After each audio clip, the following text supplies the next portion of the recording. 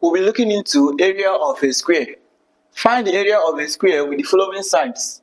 Now, when we have 10 cm as the width, you know the length will also be 10 cm because in a square, all the sides are equal. Number one, we have that area of a square is equal to length square or width square. So they might give you the length or the width. Now, as we have in our number one, we are given the width, which is 10 cm.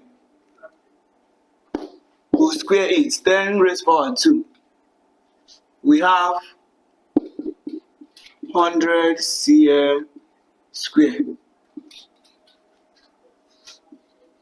Number two, we have that area is equal to 6 cm square,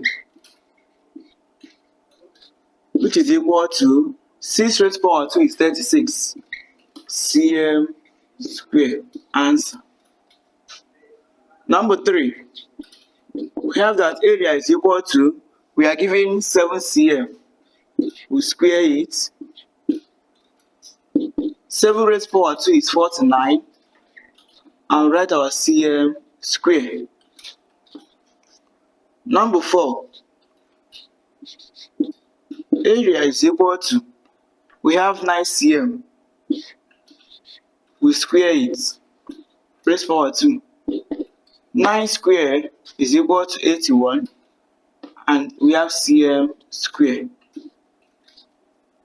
Number five, we have 4 cm. And we have that area is equal to 4 cm raised power 2. And we have 16 cm square as our answer. So in finding the area of any shape, we must end with cm square. But when we are looking for perimeter, we end with cm as our unit. When we are looking for volume, we end with cm cube. Thanks.